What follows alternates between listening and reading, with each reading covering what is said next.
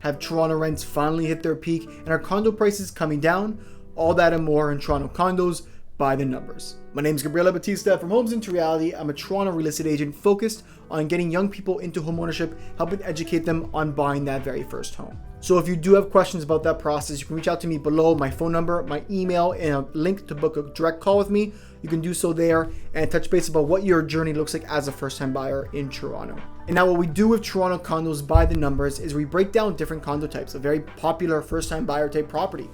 We go through different floor plans, studios, 1 bedrooms, 1+10s, and 2 bedrooms, and we talk about the different prices to rent or buy those properties so you can compare and contrast. So for that first purchase that may be a condo, you can do so with confidence. Let's start with your studio condo rentals. You're looking at a median price point to rent a studio right now in Toronto at $2,300 a month. And that is up $5 from last month, where the median price point in August was $2,295 a month. So a very meaningless change.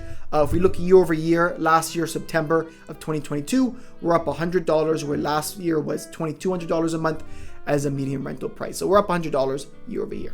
Now on to your 1-bedroom rents. We're looking at a median price point to rent a 1-bedroom in Toronto at $2,500 a month. That is down $25 from last month, where it was $2,525 a month.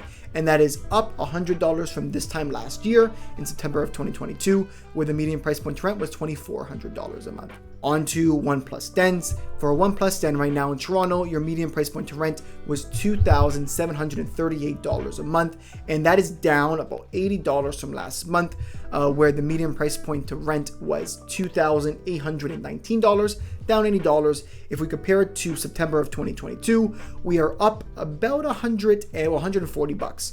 Because the median price point to rent in September of 2022 was $2,600 a month. And lastly, we have our 2-bedroom condos. We're looking at a median price point to rent a 2-bedroom condo at $3,300 a month. How we compare that month over month, we're down about $100, down $94. Last month in August, we saw a median price point to rent of $3,394 a month. And then comparing that to last year in September, we are looking at a median price point of $3,131 a month. So we're up about $170 if we look year over year. Now, my overall sense with rental prices in Toronto is I think last month probably was our peak. And not to say that last month that I made a prediction that it would be our peak, but it definitely was. We are seeing rent declines, minor rent declines in most of the condo layouts. And like, for example, the 1+10 and the 2-bedroom condo, about $100 of a decline. So that was definitely our peak, where demand was the highest and people were getting the most out of the rental unit. And now we've seen a slight decline from that. I would guess we're probably going to get a steady rental market from there on out, maybe potentially some other small declines going into it. And if we compare, ironically, year over year, we're not that much higher compared to what rent prices were this time last year. We're about $100 or $150 increase year over year. And I think as we were in the market, it felt like there was more of an increase year over year, but definitely is about up to pace what happened last year, plus $100. So the rental market probably should cool into the winter months, but it's good to know that, you know, the busyness of the summer market is now behind us. I would say now, if someone is looking to rent at the end of the year or maybe in the beginning of next year, this is probably the time where you can start looking at prices and get some confidence in knowing, hey, this is how much I'm probably going to have to spend in my budget. Let's use this number as a budget. And of course, look at your income and be able to do a proper budget on how much money I want to spend if I were to move out or move somewhere else. That's really important. Into those winter months as well, we're probably going to see less inventory coming on the market, but because there's such a demand in the city of Toronto, we're probably going to see rents stay relatively flat and that demand keep up with a consistent price, just not be as many units on the market now. Now, moving on to your sales numbers, and I think this part's just as important, even if someone's looking to rent, is just to compare what the renting numbers versus the purchasing numbers are. And of course, I'm going to give you a median price point to purchase these numbers for the sole reason that we want to skew out any luxury properties that might push the property up. We want to look at entry-level properties with these floor plans. Starting with your studio condos to purchase, there's not really a ton of volume of these studios that go on the market. I believe there is less than 20 of these properties that have sold. You'll see on the screen exactly how many of these properties that have sold in September. So there's a much smaller volume. So there is more volatility month over month. We're looking at a median price point to purchase a studio condo in Toronto at $451,000. If we compare that to last month, we're down about $21,000. And then if we look year over year, we're about the same. It was $450,000 a purchase a studio condo in September of 2022. Now moving on to your 1-bedrooms, and we had a median price point of purchase of $570,000. That is up slightly from last month, where we were up about $2,000 at $568,000. So not a very meaningful change. I actually would have thought prices would have gone down. We'll talk about that more a little bit later. But if we look at the year-over-year changes, we are down year-over-year, where last year in September, the median price point was $585,000, down $15,000 to right now. Now moving on to your 1+ dens, and with your 1+ dens, your median price point to purchase, we're looking at $645,000. That's down about $2,500 from last month, where the price point was $647,000. Very meaningless change in my opinion. I don't think $2,000 either way, month over month, makes a huge difference, but it shows me the trends are going slightly downwards. If we look compared to last year in September 2022, we're looking at a median price point of $648,000. So we're down about $3,000 from that price of last year. Overall, not a ton of change in your 1+ dens overall. Now let's look at our 2-bedrooms. For your 2-bedrooms, we're looking at a median price point of $728,000 as a median price point to purchase.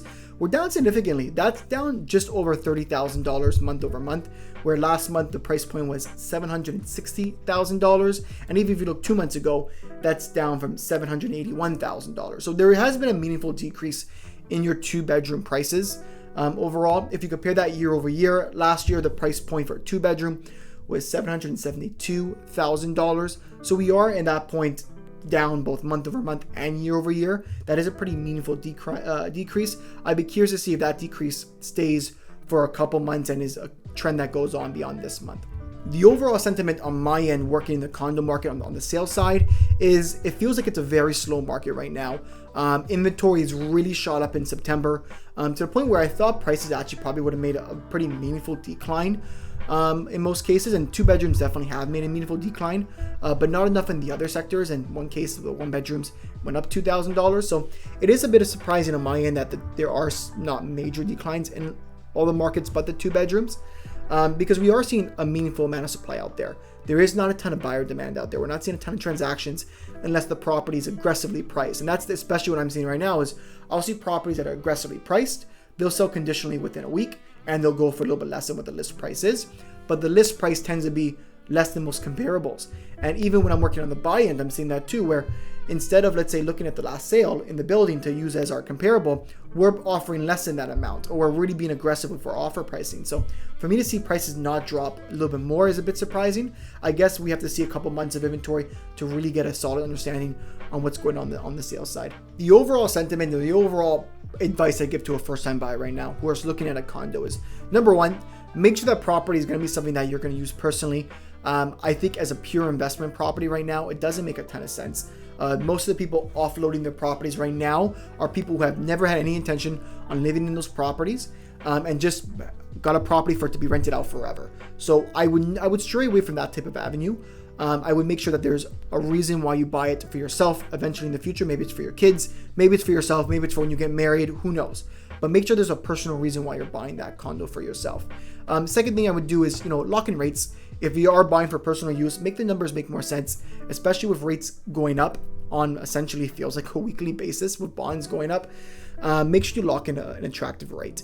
The last and most important thing I would tell you is be aggressive and don't go with the normal. If you're seeing properties that are being listed at, let's say, $699 or $700 or whatever that price point may be, a lot of buyers right now are doing themselves a disservice if they're not being aggressive with their pricing.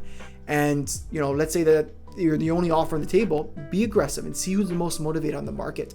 If there's so many options for you to go out there, maybe you like 3 properties, make sure you're challenging these properties on a lower price point. Don't go in just at asking. See what they're willing to negotiate on. If you're not negotiating, and in some cases lowballing on properties right now, you're making a mistake as a first-time buyer. Because this is where the money's going to be made, or at least the money's going to be saved on your end. Everything I got to say about Toronto condos. Like I said before, we do this every single month with the Toronto condo numbers. We update them consistently. The graphs always come out so you can see what's going on with trends. And if you're a first-time buyer and you think that you're going to be making your first big move soon, I would highly suggest you to reach out. In my description is my phone number, my email, and a link to book a call with me. I'm always happy to have very one-on-one conversations about your situation and help with what's going on. This is what I'm very passionate about, is educating first-time buyers. Even if they're a year away, there's stuff that we can do to help you get on the right track and get you ready to buy your first home.